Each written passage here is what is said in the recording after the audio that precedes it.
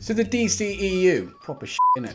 Hello darkness, my old friend. But it's not all bad. For the most part, their casting has been pretty good. So in this video, I'm going to give you my top 5 greatest DCEU castings. And I'm going to let you guys argue amongst yourselves because, you know, I like causing trouble. And if you want some weekly debates for your geeky mates, go ahead and press that subscribe button just down there so you can keep up to date with all of my regular uploads. Let's get on with it, shall we? This is my top 5 DCEU castings. Check it out.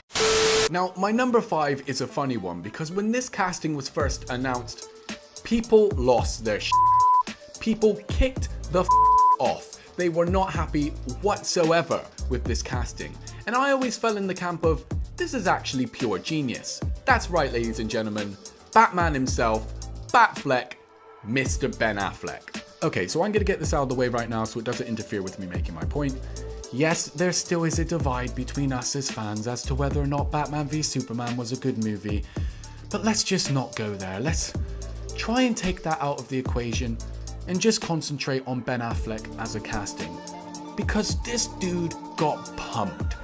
This dude got inhumanly stacked for the role. I think the biggest issue with this casting isn't even an issue with the casting. It's a simple fact that we haven't really had enough time with Ben Affleck as Batman. And with the state the DCEU is in at the moment, I doubt we will ever get that solo Batman outing, which is a shame. Okay, so I'm gonna start off by saying this. Viola Davis is a performance powerhouse. Everything and anything she has ever been in has been made better solely because she's in it. When DC/Warner Brothers announced that they were going to be casting Viola Davis as Amanda Waller, I was like, it's Viola Davis. They could have told me that they casted her as a bookcase in the background and I still would have been flabbergasted. Okay, so that would have been an absolute waste of the definition of talent, but still, it's Viola Davis is what I'm trying to say. And she killed the role of Amanda Waller in Suicide Squad and probably was, minus another feature on our list a little bit later on, the highlight of the entire movie. You take an actress like this, you take somebody as incredibly talented as Viola Davis, and you put her next to the likes of, you know, Denzel Washington in Fences, and she can more than hold her own. So put her next to, I don't know, Will Smith as a starring role in a comic book movie, and she's only gonna mail it in to make herself look like a badass. I don't know, guys, what else do you want me to say? It's Viola Davis. She was cool, calm, calculated, unhinged, dark, gritty, yet in control and mesmerizing because she is Amanda Waller. And you know what? I'm gonna say it. Points to you, Warner Brothers. Points to you. Easiest top 5 entry I've ever had to do. Now, number 3 on my list is a DC casting which means a great deal to me personally, and that's Henry Cavill as Superman/Clark Kent. Now, all of these entries on this list are my personal favorites, but this one is a little bit closer to my heart, and I'll tell you why. But before I do, I'm going to say this. Now, I'm a lifelong Superman fan. I've adored the Christopher Reeves films. They are fantastic. And I know a lot of you fans out there may not consider Man of Steel to be even close to one of the greatest Superman films, but it is in fact my favorite Superman movie, without a doubt in my mind. And that is up against the classics as well, so I think that actually says quite a lot. But as for the little story, when this first debuted in the cinema, me and my girlfriend went to watch it, and she is in no way, believe me, in no way a comic book fan. I think she was just humoring me. So we went to watch this and she thought it was quite good. And a few weeks later we found out that she was pregnant with our son. And because of this film, I'd like to think because of this film, we decided to name our son Kal-El. Yeah, that's right.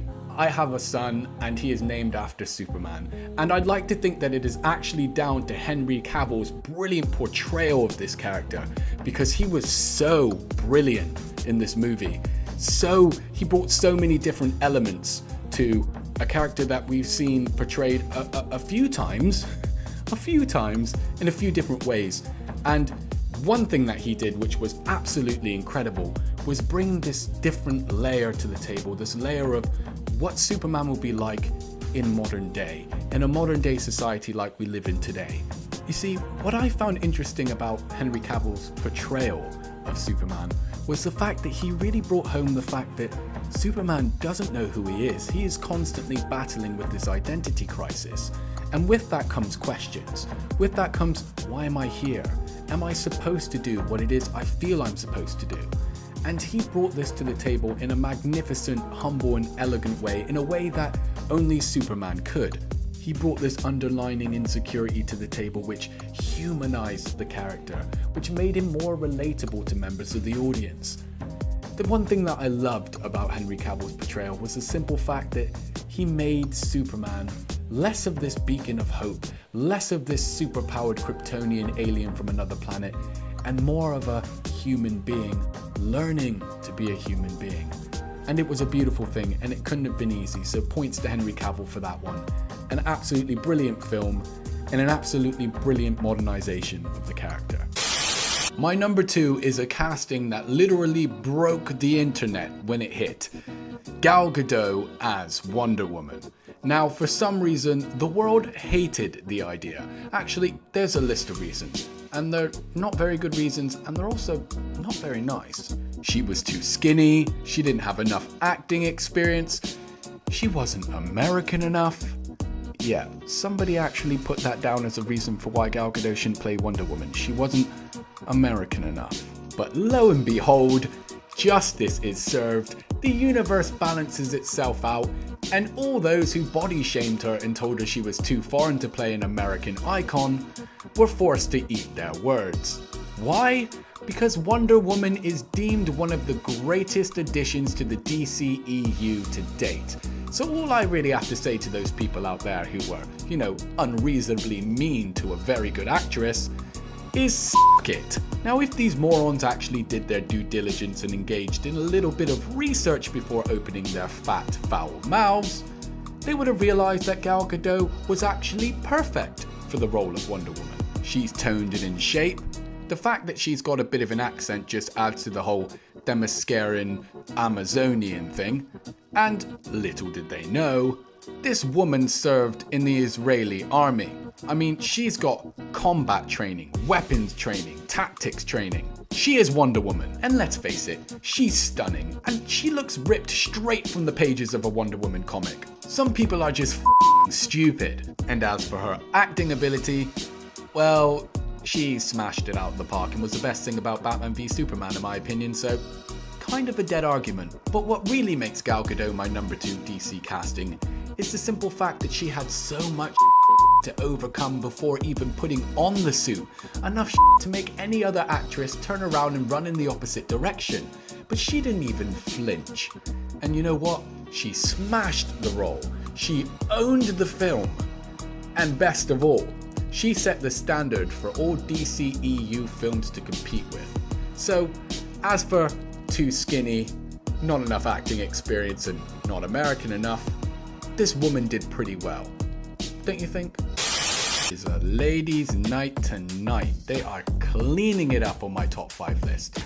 And number 1, my favorite DC casting of all time, just sheer awesomeness, is Margot Robbie as Harley Quinn in Suicide Squad. Jesus Christ, this is going to be difficult to put into words. Margot Robbie is the embodiment of Harley Quinn.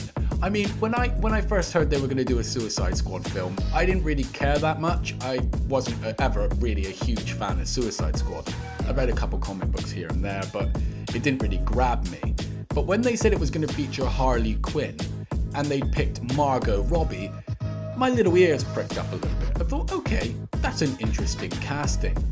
But the moment they dropped that Bohemian Rhapsody trailer, I was shocked. I pretty much didn't care about anything going on in that trailer, minus her.